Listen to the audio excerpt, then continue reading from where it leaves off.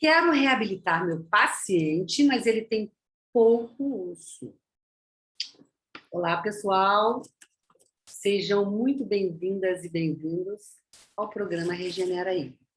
Esse é um programa para dentistas, onde discutimos as estratégias para dominar a preservação do rebordo alveolar pós extrações e ganho duplo por hora clínica. Eu sou a professora Sandra Fabiano e o tema do episódio de hoje é: quero reabilitar meu paciente, mas ele tem pouco osso. Se tem um pedido que todo dentista faz, é que seu paciente tenha osso para ser reabilitado ou para que se consiga uma instalação de implantes numa posição tridimensional boa, né? E que ele tenha condições financeiras também para pagar o tratamento. Existe uma máxima que, com certeza, se tiver algum implantodontista me ouvindo aqui agora, já falou em algum momento, é uma brincadeira, né? Quem nunca ouviu essa máxima? Quem tem osso não tem dinheiro, e quem tem dinheiro para o tratamento não tem osso. Essa é só uma brincadeira, mas às vezes ouvimos, e seria um sonho se pelo menos todos os nossos pacientes tivessem osso, não é verdade? E sabemos que nem todos os pacientes têm condições financeiras para arcar os custos de uma reabilitação grande. Por outro lado, poderíamos, nós todos da comunidade odontológica, fazer um impacto para que a falta de osso não fosse uma ocorrência comum, porque é uma ocorrência comum. É uma ocorrência comum, eu te digo, como periodontista, como implantodontista, como professora de um curso de especialização em implantodontia. Eu aqui não vou falar sobre a perda dentária por trauma, nem por doença periodontal. Como eu falei, eu sou periodontista, eu acredito no tratamento periodontal, eu faço tratamento periodontal, manutenções periodontais, sou periodontista raiz. Então, eu acredito que a periodontia acompanhada tem como ficar estável, né? Eu vou falar sobre aquelas perdas ósseas que ocorrem pós-extrações e que poderiam ser minimizadas. Por quê? Assim mesmo, após uma sequência de exodontias, quando necessárias, por exemplo, fratura radicular, por exemplo, todo dentista faz exodontia sob certas circunstâncias, né? Todos nós já fizemos e fazemos, eu acho que praticamente todo mês, né? Nessa pandemia teve muito por fratura radicular, talvez estresse, talvez o paciente em 2020, 2021 não foi tanto as suas manutenções. Eu atendi muita gente com fratura radicular, mas e atendo até hoje, porque é muito comum o paciente adulto com restaurações muito antigas, etc.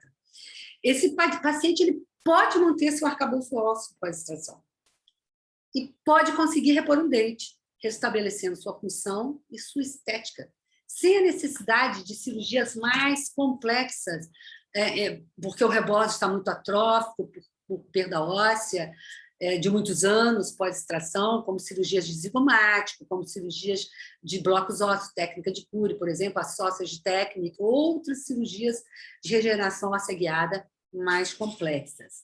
O ideal é que o nosso paciente sempre tivesse osso para serem reabilitados, ou que pudessem ser reabilitados com implante, instalado implantes numa posição tridimensional ou proteticamente guiado, mesmo que ele não tenha condição financeira no momento da exodontia.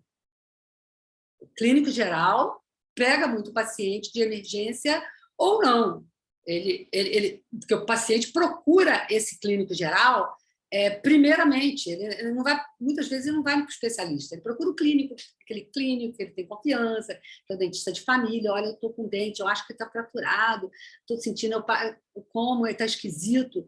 Então, o clínico geral se depara muito com isso. Eu acho que quem talvez faça mais extrações é o clínico geral. Então, eu estou falando muito do clínico geral hoje, sobre isso, prestar atenção, né? Que nossos pacientes não percam mais ossos. Muitos pacientes nos procuram, tanto no meu consultório, no consultório de vocês, e meu na faculdade, inúmeros. Pacientes que querem, que usam PPR ou PT, um desejo enorme de repor dentes perdidos.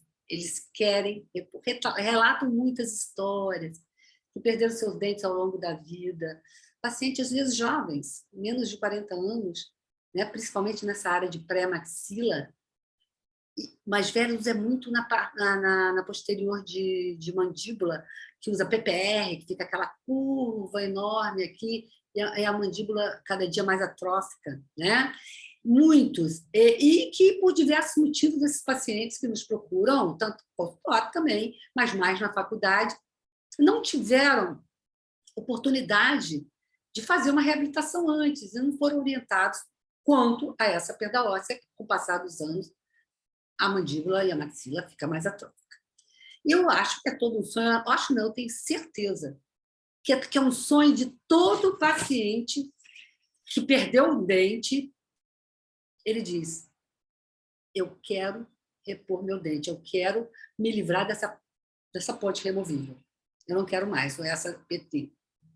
Quando ele puder, ele vai nos procurar. A gente tem uma profissão belíssima, porque a gente pode ajudar os pacientes, mas pode ajudar muito mais antes que ele chegue numa condição quase que impraticável de reabilitar ou de instalar implantes.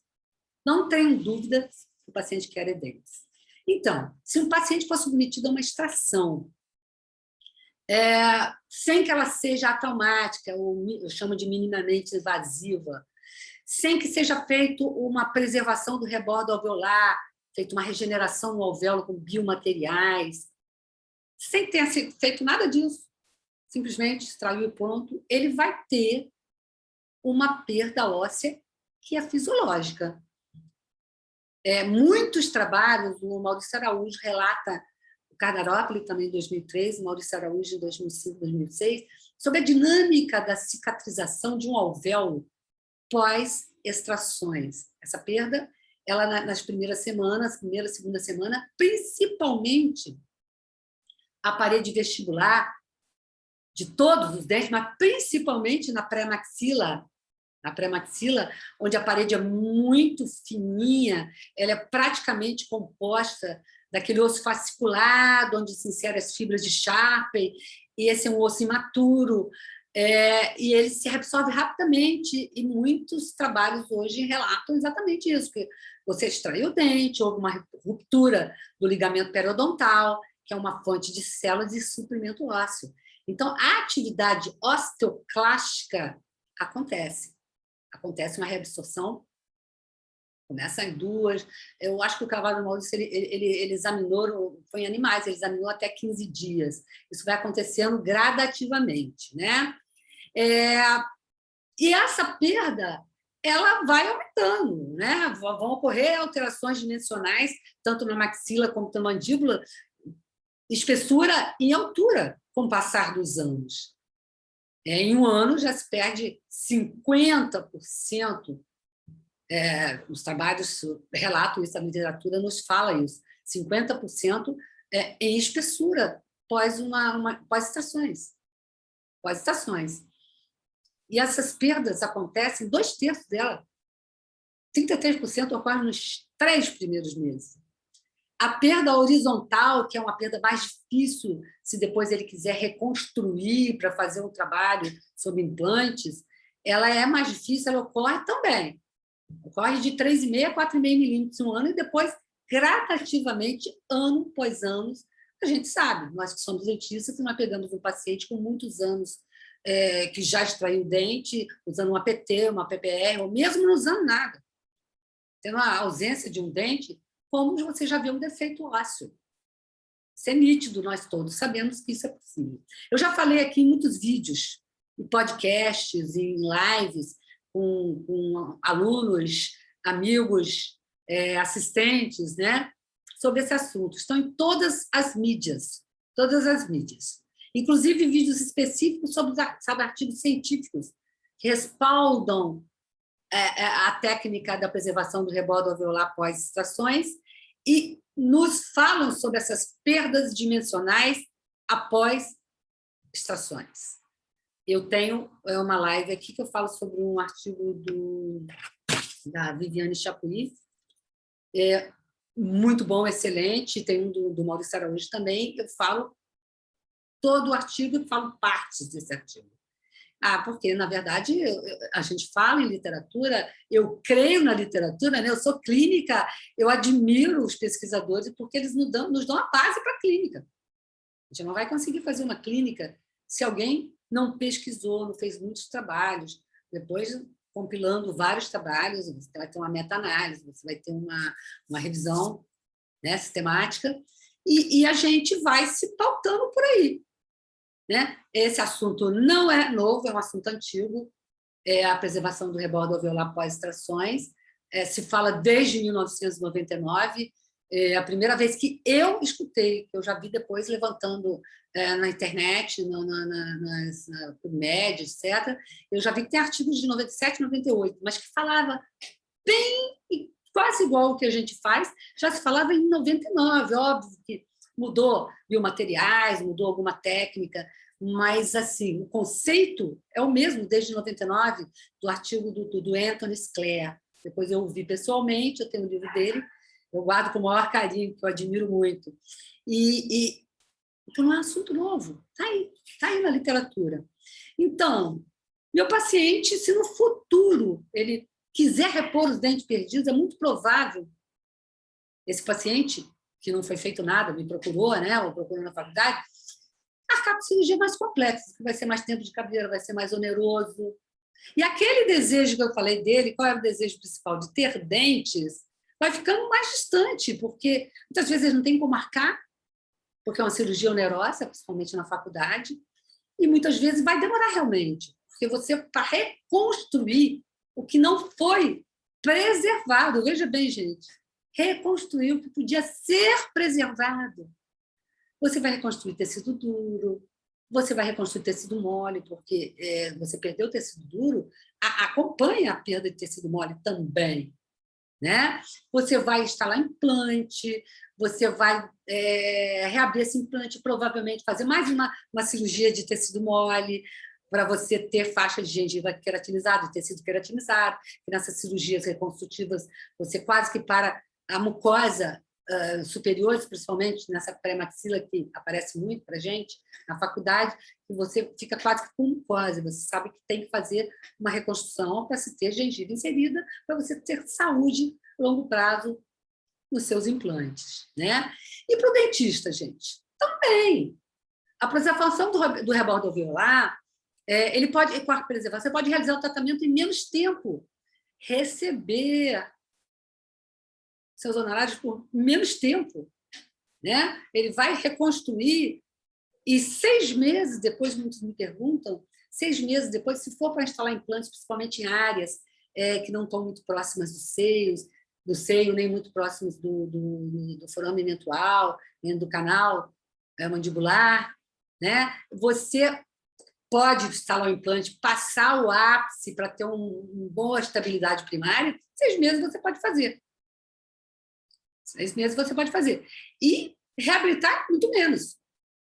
Se o clínico geral tirou o dente, reabilitou, fez a preservação do rebordo alveolar para não ficar com defeito, depois colocou uma ponte fixa, ficar com as papilas condicionadas, em 4 meses, 5 meses, ele pode fazer o tratamento. Então, é rápido para o dentista também.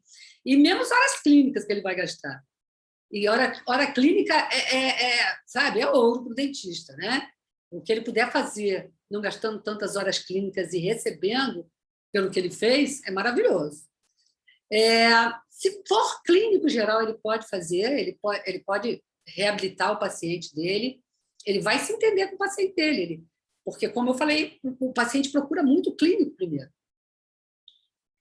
Ele tira o dente, faz a preservação do rebordo alveolar pós-extrações, depois ele se entende com o paciente, ou ele vai fazer ele mesmo uma reabilitação, uma ponte fixa sobre dentes, ou ele caminha para um colega que é implantodontista, para fazer o implante. Aí é o entendimento dele com o paciente, né? E os especialistas, os implantodontistas, né? Eles vão poder colocar os seus implantes na posição correta. Porque depois que o rebordo ele é reabsorvido, quando você vê numa tomografia, que a gente vai fazer esse plano de tratamento, esse planejamento, em cima de uma tomografia, você vai ver que está palatinizado. Você não tem como colocar os implantes no posicionamento tridimensional correto, nem proteticamente guiado, como a gente fala. Então, fazer uma preservação do rebordo alveolar pós-extrações é bom para todo mundo. Especialista, para o não especialista, para o reabilitador, para o implantodontista, para o especialista em implante, que muitas vezes alguns não são, mas já tem uma boa noção, já fazem cursos de atualização, né? Uma ex-aluna minha, falando sobre isso, a doutora Maria Cesarina Leite, que ela já era implantodontista, porque ela já fazia implantes, mas não era especialista. Ela teve a consciência de entrar para um curso de especialização para aprender mais as bases biológicas, para estudar mais um pouco, para ser melhor. Já era uma boa dentista, né? Ela falou que, num podcast que eu fiz com ela, e está por aí, vocês podem ver. Ela falou uma coisa que até hoje eu lembro. Ela falou assim, pois é, quando eu no meu consultório, antes de fazer o seu curso, de aprender realmente a preservação do rebordo alveolar pós-extrações, eu não fazia, às vezes eu fazia uma regeneração, com retalho. Levantava o retalho, né, tirava o dente, levantava o retalho, ou levantava o retalho na hora de pôr o implante, regenerava. Eu não fazia preservação sem retalho, né? Flapless, que é o sem retalho. Eu fazia só uma regeneração. Eu aprendi e eu comecei a ver uma coisa que o que me incomodava muito no meu consultório, que eu tinha muito paciente idoso, era paciente chegar durante o tempo que eu não era especialista, mas principalmente depois que eu já sabia fazer, por exemplo, um protocolo Branemar, e querendo tirar aquela PT e fazer uma reabilitação com implante se não ter osso. Como eu falei lá, quase que inviabilizado para se fazer, seria quase um zigomático, muitos. Ou, se não, pacientes muito idosos, para passar por uma cirurgia muito mórbida, muito avançada, de bloco, de tela de titânio, sausage technique já é uma coisa menos mórbida, mas também uma cirurgia avançada, que é para aumentar a espessura. Mas aumentar em altura, em vertical, são cirurgias mais complexas. Eu ficava tão chateada. A prótese não para, ele não tem uma qualidade de vida boa, ele não se alimenta bem, o idoso precisa se alimentar bem. Eu saí tão feliz quando eu percebi o que eu tinha que fazer. Para mim, a preservação do rebordo alveolar pós-extrações é do meu dia a dia. É inadmissível eu tirar um dente hoje e não fazer a preservação do rebordo alveolar. Eu fico muito feliz quando eu faço esses podcasts, essa entrevista com ex-alunos, e eu escuto isso. Isso é um retorno que, sabe, soa como música bonita nos meus ouvidos, né? Então, eu digo sempre para os meus alunos, quando eles começam o curso de especialização em implantodontia, e vêm loucos para instalar implantes. Eu falo, precisa de quê mesmo para instalar implante? O que você precisa do kit? Comprar um bom motor e um bom contraângulo, da melhor qualidade, importado? O que você precisa mesmo para instalar um implante? OSSO, osso. Se eu não preservar e não tiver osso, eu vou ter que reconstruir. O especialista pode reconstruir. Mas um clínico geral, se o paciente voltar nele, ele pode ter a consciência de mandar para o especialista, ou o paciente vai ficar aborrecido porque não fez na época, ou ele vai perder o paciente, mas vai ter que reconstruir, né? Reconstruir é possível, claro que é, para especialistas. Mas o paciente vai ter que ter paciência, né? Para esperar uma cirurgia, 2 cirurgias, 3 cirurgias, quarta para tecido mole, tem que ter paciência, até ter aquele desejo que eu falei, que é o que todo paciente que não tem, que já perdeu um elemento dentário, tem, que é ter dentes. Estabelecer sua função mastigatória e a sua estética, muitas vezes, né? Então, quando eu escuto objeções do tipo, não me importo, eu anotei aqui, prefiro, hein? Fazer só extração e pronto, não quero. Bem, você está indo na contramão da ciência. Porque há mais de 20 anos, como eu disse, exatamente há 23 anos, já se fala nisso na literatura. É um procedimento comprovado. validado, respaldado o protocolo de preservação do rebodo alveolar pós-extrações, desde 1999. Né? E, além disso, o nosso Código de Ética Odontológica diz que devemos nos manter atualizados para o pleno desempenho do exercício profissional. Está no nosso Código de Ética. E diz também que a gente tem que dar opções de tratamento para o nosso paciente. Então, você não está beneficiando seu paciente se você pensa assim, não me importa, quero fazer só extração e pronto. Que no futuro pode querer repor o dente e vai ter que gastar mais. Você vai perder mais tempo também e não vai ficar, muitas vezes, com você, se você for só um clínico geral, não for um especialista, ou um bucomaxilo ou um implantodontista. Né? As reconstruções alveolares são cirurgias também que fazem o paciente faltar ao trabalho.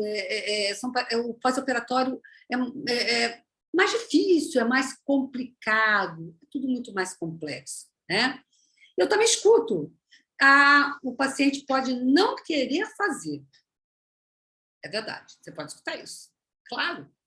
Né? Mas o que cabe a nós, como dentistas? Explicar numa linguagem que ele entenda, isso é muito considerado, até no processo judicial hoje, que o paciente tem que entender o que o dentista fala nas opções de tratamento. Ele tem que entender, nós que temos que mostrar riscos e benefícios da escolha dele. Não só para isso, para todos os procedimentos que a gente for fazer.